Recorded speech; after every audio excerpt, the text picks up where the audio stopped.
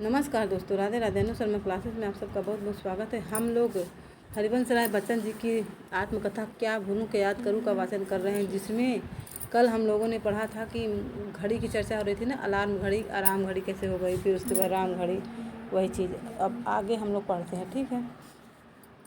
Pioneer कार्यालय में जो सज्जन प्रताप नारायण, तो देखिए प्रताप नारायण को जो सबसे अधिक आकर्षित किए थे वो उनका क्या नाम था, उनका नाम था पंडित रामचरण शुक्ल, है ना, पंडित रामचरण शुक्ल। दफ्तर के बड़े बाबू शुक्ल जी कानपुर जिले के नरवर गांव के निवासी थे। कान्य को जो ब्राह्मण, हिंदी संस्कृत। देखिए शुक्ल जी कहाँ के निवासी थे, ये भी आप लोग ध्यान रखिए। तो कानपुर के कान्यकुब्ज ब्राह्मण थे। ठीक है। और ये क्या पढ़े थे, संस्कृत, हिंदी, फारसी, उर्दू के अच्छे ज्ञाता थे। और कहाँ तक पढ़े थे, ग्रेजुएट शायद नहीं हो सके थे, नहीं तो अपने नाम के आगे बीए जरूर लगाते। उन दिनों अपने नाम के आगे बीए जरूर, उन दिनों ऐसी प्रथा चल पड़ी थी, है ना, जो कोई बीए कर लेता था वो अपने नाम के आगे बीए लगाता था। ठीक है, ऐसी प्रथा उन दिनों थी। उन्होंने शारदा पीठ के स्वामी भास्करानंद सरस्वती से दीक्षा ली थी। तो उन्होंने किससे दीक्षा ली थी, भास्करानंद सरस्वती से। ठीक है। कहाँ के स्वामी थे वो, तो शारदा पीठ के स्वामी थे। ठीक है। और अपने को वेदांत का अनुयायी कहते थे। वेदांत पर उन्होंने एक पुस्तक भी लिखी थी, श्री वेदांत चंद्रिका। तो देखिए शुक्ल जी की पुस्तक का नाम था श्री वेदांत चंद्रिका। शुक्ल जी दिमाग से दार्शनिक थे पर दिल से कवि, दिमाग से दार्शनिक और दिल से कवि। अपनी माता के देहावसान पर उन्होंने जननी विरह उच्छ्वास के नाम से, तो जब उनकी माता का देहांत हो गया तो उन्होंने जननी विरह उच्छ्वास नाम से एक कविता भी लिखी थी, जिसे मैं समझता हूँ हिंदी का प्रथम शोक गीत होने का गौरव मिलना चाहिए। तो अगर पूछ ले कि शुक्ल बच्चन जी किसको हिंदी का प्रथम शोक गीत मानते हैं, तो यही जननी विरह उच्छ्वास, जो कि प्रताप नारायण जी के मित्र शुक्ल जी ने लिखा था। तो ठीक है, मैं समझता हूँ हिंदी का प्रथम शोक गीत होने का गौरव मिलना चाहिए। उनकी कविताओं के 2 और संग्रह प्रकाशित हुए थे, ज्ञान पदावली और चरण विलोम। ज्ञान पदावली और चरण विलोम। ठीक है दोस्तों, जो 2 खंडों में 1902 में इंडियन प्रेस प्रयाग से मुद्रित हुए थे। कविताएं उनकी भक्ति और रीतिकालीन परंपरा में रखी जा सकती हैं। उनकी भाषा में ब्रज, अवधी और वैश्वारी का मिला जुला रूप है। साथ ही वे उर्दू में भी कविताएं करते थे। उन्होंने बहुत सी गज़लें विभिन्न बहरों में और रुबाइयों में लिखी थी। उनका उच्छ्वास और चरण विनोद मैंने लड़कपन में पढ़ा था। रीतिकालीन परंपरा में जहाँ उन्होंने रस पिंगल को पद्यबद्ध किया, खड्ग बंद, कलप बंद आदि में शब्द बैठाने का कौशल दिखाया था, वहीं भक्ति के विविध पद भी प्रचुर लिखे थे। संयुक्त हिंदी और फारसी के शास्त्रीय छंदों के अतिरिक्त उन्होंने लोक छंदों जैसे लावनी और रेखती का भी उपयोग किया था। महत्वाकांक्षी होंगे तभी तो उन्होंने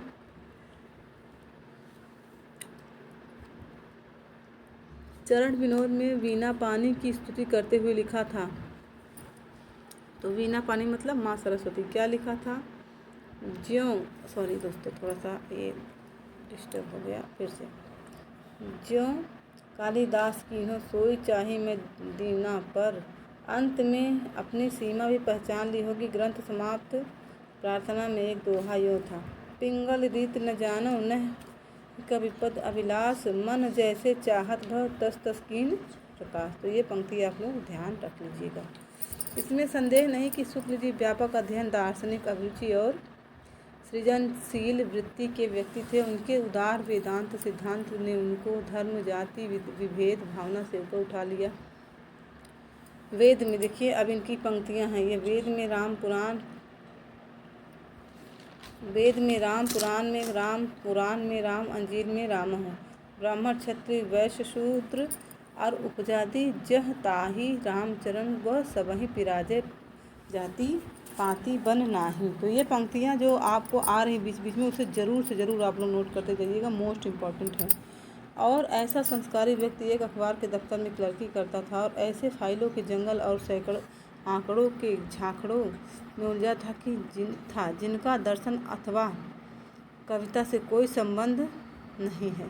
पर शुक्ल जी के व्यक्तित्व का दूसरा पक्ष भी था, जो पूर्णतः व्यवहार कुशल, हिसाबी और किन्हीं अर्थों में धन लोलुप था। वे दफ्तर के कर्मचारियों में भारी माहवारी सूद पर रुपए भी चढ़ाते थे।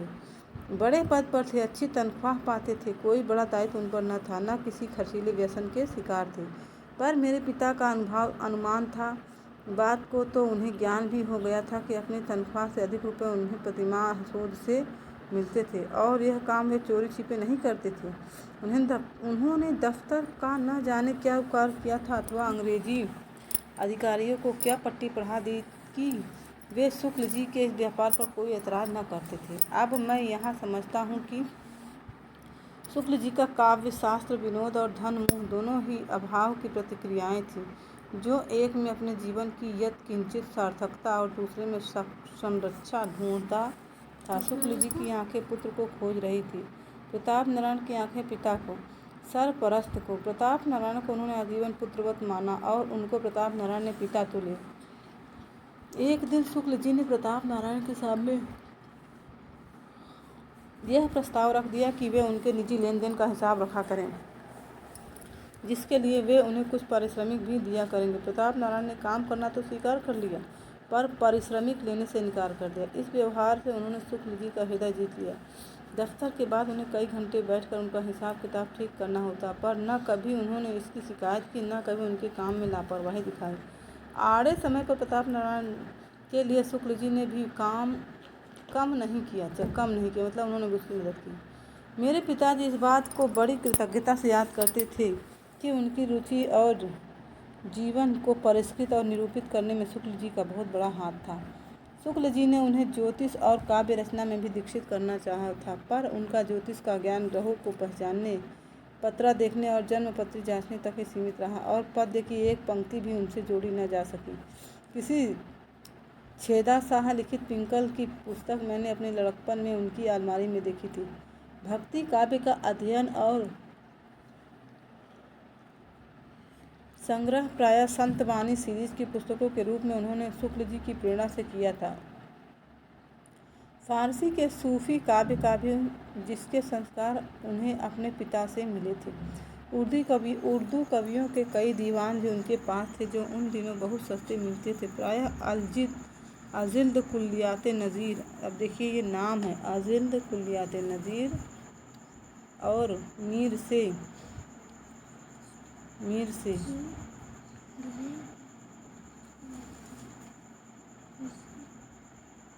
उनके पढ़ने और सुनाने की याद मुझे है। बाद को वे स्वामी राम तीर्थ के बहुत बड़े भक्त हो गए। जब वे प्रयाग पधारे थे तब उन्होंने उनके दर्शन किए थे, उनका व्याख्यान भी सुना था, जो मुंशी राम प्रसाद के बाग में हुआ था। स्वामी जी को याद कर वे आत्मविभोर हो जाते थे, कहते थे कि वे मुजस्सम वेदांत थे। अंग्रेजी और उर्दू में उनकी जो भी पुस्तकें निकली वे मंगाते और पढ़ते। हिंदी में उनकी पुस्तकें बहुत बात को आई। आध्यात्मिक, विशेषकर वेदांती और सूफी काव्य और साहित्य में उनकी रुचि आजीवन बनी रही, और इसके पोषक मुख्य रूप से शुक्ल जी थे।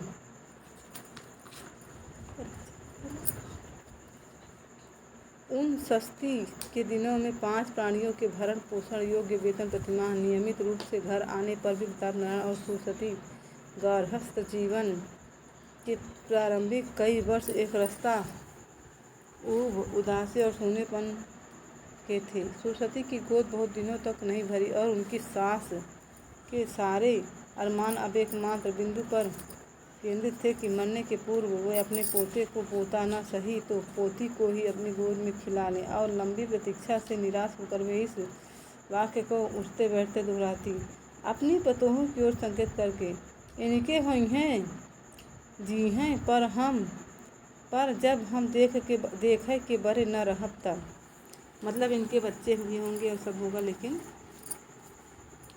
और एक बार वे किसी काम काज में भाग लेने को छोटे घर चसरी गईं और वहीं उनकी मृत्यु हो गई।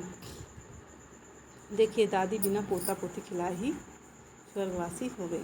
प्रताप नारायण को इस बात का बड़ा क्षोभ हुआ कि वे अपनी माता की मृत्यु के समय उनके निकट नहीं थे, और वे बहुत दिनों तक शुक्ल जी की जननी विरह उच्छ्वास पढ़ कर अपने को समझाते रहे।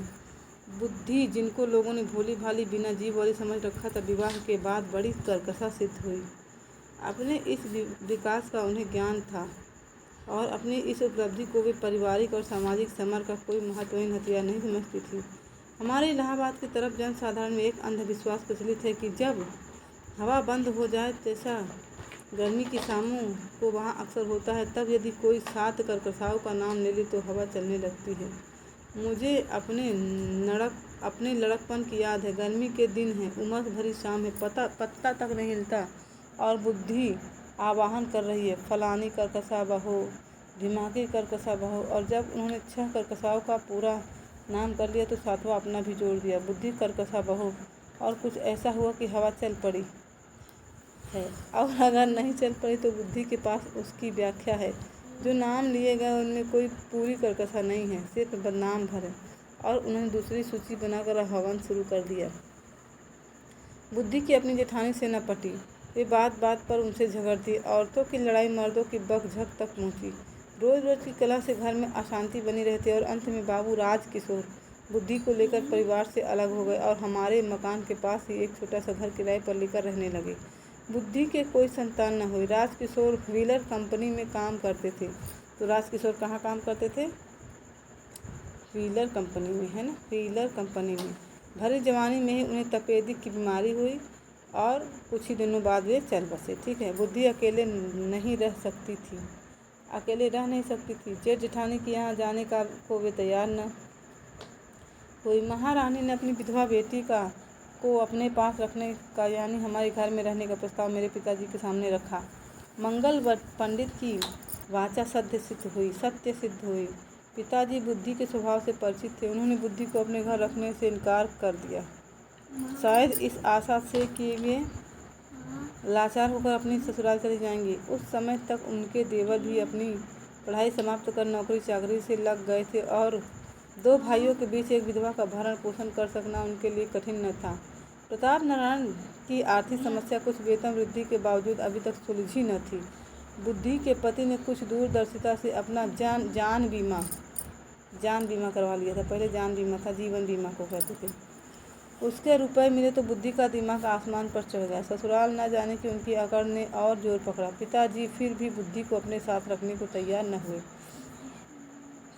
महारानी ने धमकी दी कि बुद्धि इस घर में न रहेगी तो क्या वे रहेंगी, और जब वे न रहेंगी तो क्या उनकी माँ रहेंगी। धमकी के पीछे महारानी को कहीं यह उम्मीद भी थी कि शायद अपनी पत्नी के अकेले पड़ जाने के भय से प्रताप नारायण सबको साथ रखने के लिए झुक जाएंगे।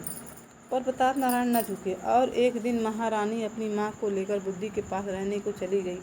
महारानी गई विरोध में, नाराजगी से, राधा गई संकोच में, लाचारी से।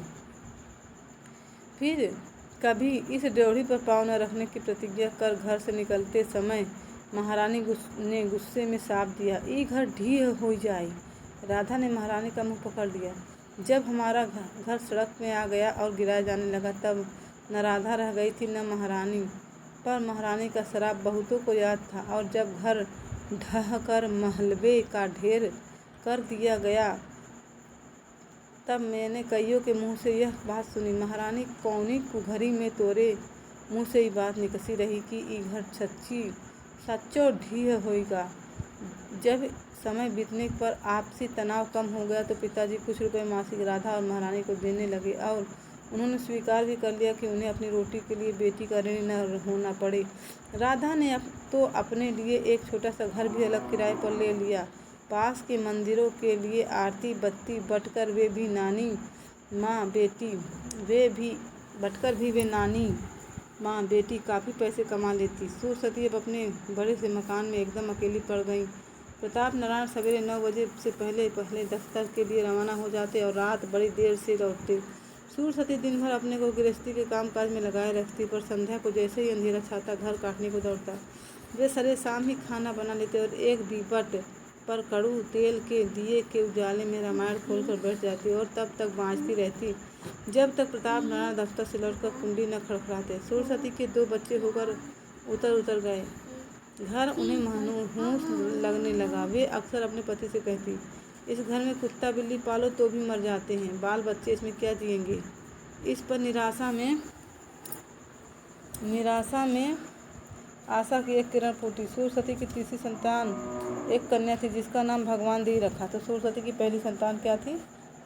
कहने को तीसरी है लेकिन जन्म लेने वाली पहली संतान भगवान दे। ठीक है। वे जन्म से ही दुर्बल थी, धीमे धीमे बोलती थी। बचपन में उनसे जब कई बार बात पूछी जाती तब वे एक शब्द में मुन्न से जवाब दे देती। उनका पुकारने का नाम ही मुनमुन रख दिया गया। तो भगवान देवी का नाम मुनमुन। ठीक है। इसके बाद सरस्वती के 2 और बच्चे हुए पर दोनों ही अल्पजीवी रहे। मैं अपने माता पिता की छठी संतान। तो अब बहुत ही ध्यान से आप लोग ध्यान रखिएगा, ये छठवीं संतान थे। ठीक है, बच्चन जी।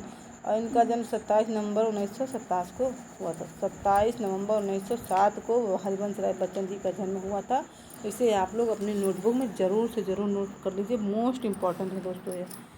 भगवान देव मुझसे 7 वर्ष बड़ी थी, तो इनकी बड़ी बहन 7 वर्ष इनसे बड़ी थी। मेरा नाम हरिवंश राय रखा गया। घर पर मुझे बच्चन नाम से पुकारा जाता। हरिवंश नाम रखने का एक विशेष कारण था। मुझे लड़कपन में बताया था। जब भगवान देव के बाद होने वाले 2 बच्चे अल्पायु में ही चल बसे तब पंडित रामचरण शुक्ल ने प्रताप नारायण को यह सलाह दी कि अब मेरी माता गर्भवती हो तब वे हरिवंश पुराण सुने। शुक्ल जी की बात मेरे पिता के लिए वेद वाक्य थी। पिताजी को प्रातः काल तो समय मिलता न था, वे बगैर खाए पिए दफ्तर चले जाते। दिन भर व्रत रखते, मेरी माता जी भी रखती। जब संध्या को दफ्तर से लौटते शुक्ल जी ने उन्हें अपने लेन देन वाले अतिरिक्त कार्य से थोड़े दिनों के लिए छुट्टी दी थी।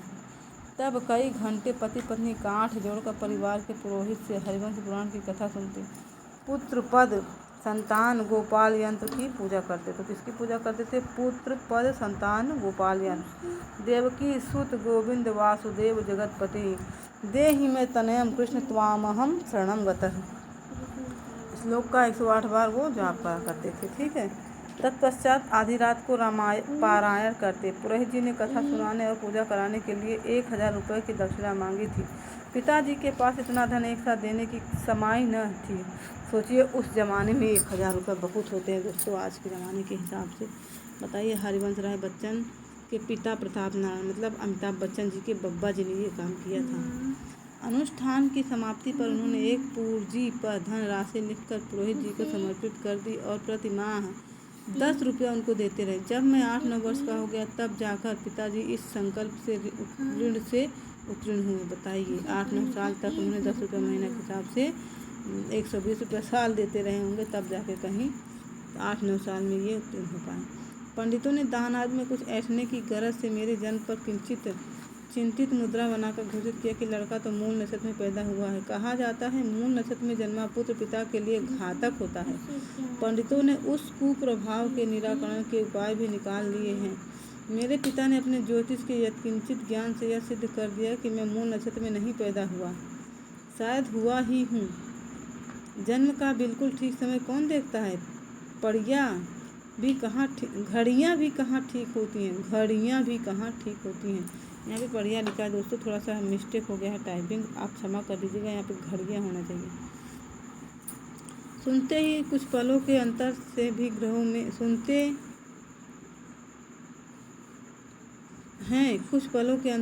ग्रहों में अंतर पड़ जाता है। लोकानुभव ने मूल नक्षत्र में जन्मे मूलहे का एक दूसरा ही प्रभाव देखा है कि यह उपद्रवी अथवा उत्पाती होता है। मुरहा और जहाँ तक मेरा संबंध है शायद ज्योतिष विद्या से लोकानुभव अधिक सच्चा साबित हुआ। पितृघातक तो मैं नहीं हुआ, पर मुरहाई मैंने कब नहीं की, और न जाने कितनी बार मेरे नाते रिश्तेदारों ने शायद ठीक ही मुझे मुरहा कहा होगा। जब मुझे शब्दों की कुछ समझ आई और मैं थोड़ा बहुत उनसे कौतुक करने लगा तो मैंने मूल का एक और ही अर्थ निकाला। हाँ, मैं मूल नक्षत्र में अवश्य पैदा हुआ हूँगा, तभी तो जीवन और सृजन दोनों क्षेत्रों में कुछ मौलिक करने की ओर मेरा आग्रह रहा है। मैं गाऊँ तो मेरा कंठ स्वर न दबे, औरों के स्वर से जीऊँ और जीऊँ तो मेरे जीवन की औरों से हो अलग खानी। तो देखिए उन्होंने ये पंक्तियाँ लिखी हैं कि मैं गाऊँ तो मेरा कंठ स्वर न दबे, औरों के स्वर से जीऊँ तो मेरे जीवन की औरों से हो अलग खाने। अतीत की ओर देखता हूँ तो पाता हूँ कि इस अर्थ में मूल नक्षत्र का मुझ पर कम असर नहीं रहा। पिताजी नाहक परेशान थे। बहरहाल जब पंडितों ने देखा कि मेरे पिताजी भी ज्योतिष में कुछ दखल रखते हैं तो उन्होंने दूसरा जन्म पत्र प्रस्तुत किया और उसमें शायद मेरे पिताजी को खुश करने के लिए कई उच्च ग्रह डाल दिए।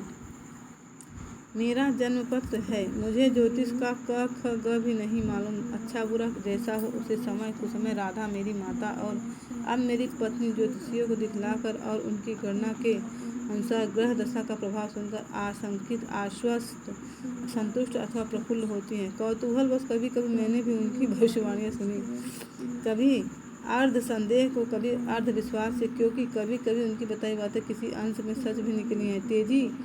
तेजी जी मेरे बारे में सब अच्छी बातों में विश्वास करने के लिए बड़ी जल्दी तैयार हो जाती हैं। इस संबंध में शायद मेरी माता जी का दृष्टिकोण अधिक व्यवहारिक था। वे कहती